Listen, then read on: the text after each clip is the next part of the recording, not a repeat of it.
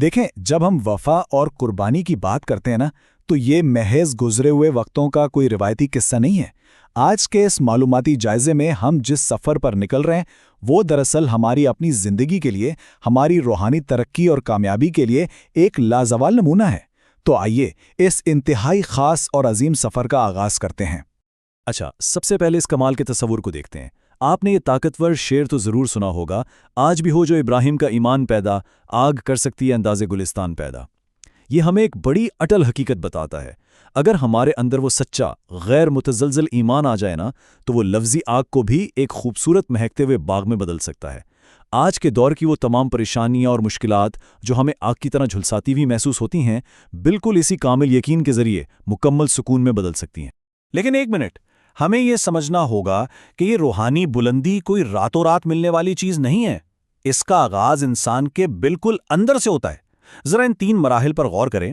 ہوتا کیا ہے کہ جب کوئی سچی دردمندی کے ساتھ اس دنیا کے مسائل پر سوچتا ہے اور انسانیت کو گناہوں کی دلدل سے نکالنے کا ایک سچا عزم کرتا ہے نا، دراصل تبھی اس کی حق کی تلاش کے حقیقی سفر کا آغاز ہوتا ہے۔ اور ہم سب جانتے ہیں کہ حق کا یہ راستہ، یہ کوئی پھولوں کی سیج ہرگز نہیں ہے۔ اس کے لیے بے پناہ قربانیاں دینی پڑتی ہیں، خاندانی رتبے کی قربانی، اپنے اقتدار اور سٹیٹس سے محرومی، اور سب سے بڑھ کر ان تمام زنجیروں کو توڑنا جو ہمیں دنیاوی محبتوں میں جکڑے ہوئے ہیں۔ اپنی روحانی ترقی کے لیے ان تمام دنیاوی مراتب کی قربانی دینا کٹھن ضرور ہے، مگر سچ یہ ہے کہ یہ بالکل لازمی ہے۔ اب یہاں جو بات سب سے زیادہ دلچسپ ہے، وہ ذرا غور سے سنیں۔ ان 2 الہی اسناد یعنی سرٹیفکیٹس کو دیکھیں۔ حنیف مسلمہ، جس کا مطلب ہے مکمل طور پر یکسو اور پرما بردار، اور وہ ابراہیم الذی وفا، یعنی وہ ابراہیم جس نے وفا کا حق ادا کر دیا۔ کیا کمال کی بات ہے نا؟ یہ اس بات کی حتمی فائنل تصدیق ہے کہ جب کوئی اپنا سب کچھ ایک رب کی تلاش میں لگا دیتا ہے تو خالق اسے کیسے عظیم ترین خطابات سے نوازتا ہے۔ تو اس سب کا نتیجہ کیا نکلا؟ اس حیرت انگیز وفا کے نتیجے میں ملنے والا انعام بھی اتنا ہی بے نظیر تھا۔ ایک ایسی فرمانبردار اولاد عطا ہوئی جس کی ڈکشنری میں کیسے اور کیوں جیسے الفاظ کا کوئی وجود ہی نہیں تھا۔ ایک ایسا فرزند جس کی تابعداری اس حد تک کامل تھی کہ اس نے بغیر کسی ہچکچاہٹ کے، بغیر کوئی سوال کیے، خالق کے ہر حکم کو دل و جان سے تسلیم کیا۔ کوئی اگر مگر نہیں، بس مکمل سرنڈر۔ یہاں آ کر نا 2 انتہائی حیرت انگیز زاویے ایک ساتھ ملتے ہیں۔ ذرا اس منظر کی گہرائی کو محسوس کریں۔ ایک طرف وہ باپ ہے جو بڑھاپے کی تمناؤں اور دعاؤں کے بعد ملنے والی اکلوتی اولاد کو ایک سنسان، بے آب و گیا صحرا میں چھوڑ آتا ہے، محض ایک الہی حکم کی تعمیل میں۔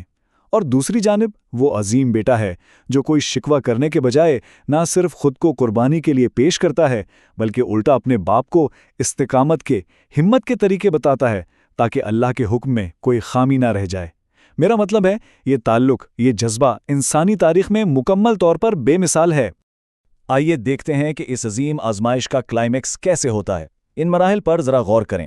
سب سے پہلے وہ کڑا الہی حکم، پھر عمل کا وہ نازک ترین، رونگٹے کھڑے کر دینے والا مرحلہ جہاں حقیقت میں چھری چل جاتی ہے، جی ہاں، چھری چلائی جاتی ہے، اور پھر تیسرے مرحلے میں رب کا فضل جوش میں آتا ہے، الہی مداخلت ہوتی ہے اور مینڈھے کو قربانی سے بدل دیا جاتا ہے۔ نیت اور عمل دونوں ہمیشہ کے لیے امر ہو گئے۔ اور یہ بڑی شاندار طریقے سے ایک بات ثابت کرتا ہے کہ جب انسان اس کائنات کے مالک کو اپنا حاکم اعلیٰ مان لیتا ہے نا، اور اس کے راستے میں اپنا سب کچھ بنا کسی ڈر کے لگا دیتا ہے، تو خالق کائنات اس کے لیے فزکس کے، نیچر کے قوانین تک کو بدل کر رکھ دیتا ہے۔ ذرا سوچیں، ایسا ایک دفعہ نہیں ہوا، حیران کن طور پر 2 دفعہ ایسا ہوا۔ ایک بار دہکتی ہوئی آگ پرسکون باغ بن گئی، اور دوسری بار کٹنے کا عمل بیٹے کے بجائے مینڈے پر شفٹ ہو گیا۔ جب اللہ حاکم ہو تو پھر حق کی راہ میں ڈر کیسا؟ اس بے مثال قربانی کی یاد کو رب کائنات نے ہمیشہ کے لیے لازوال بنا دیا۔ اب ذرا اس نمبر 10 پر غور کریں۔ یہ دراصل 10 ذی الحج کی علامت ہے۔ یہ ایک ایسا دن ہے کہ جب تک اس دنیا میں سورج اور چاند باقی ہے نا، اس پوری زمین پر بسنے والے ہر سال بالکل اسی تاریخ کو اس عظیم باپ اور بیٹے کو خراج تحسین پیش کرتے رہیں گے۔ یہ ایک ایسی گلوبل اور ابدی یادگار ہے جس کی کوئی دوسری مثال پوری انسانی تاریخ میں ہمیں نہیں ملتی۔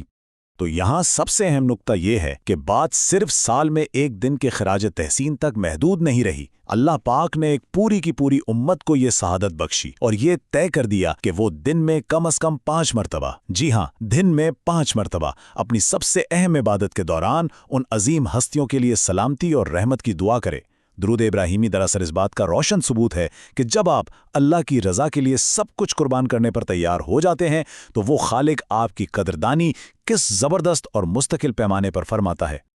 آج کے اس معلوماتی جائزے کے اختتام پر ایک بڑا اہم سوال پیدا ہوتا ہے، کیا صرف ان واقعات کو سن کر حیران ہو جانا کافی ہے؟ بالکل بھی نہیں۔ تو میں آپ سب کو یہ سوچنے کی دعوت دیتا ہوں، ہم اس عظیم کردار کی روشنی میں اپنے بچوں کی تربیت کے لیے، اپنی روحانی نشو و نما کے لیے کیا اصول اپنا سکتے ہیں؟ آئیے ایک چیلنج لیتے ہیں۔ کوشش کریں کہ آنے والے 7 دنوں کے لیے اپنے اور اپنے گھر والوں کی زندگی میں کوئی ایک ایسا عملی اصول ضرور طے کریں جو اس عظیم اور بے مثال کردار کی جھلک ہو، کیونکہ اصل علم تو وہی ہے نا جو ہمارے عمل میں نظر آئے۔ اس سفر میں میرے ساتھ رہنے کا بہت بہت شکریہ۔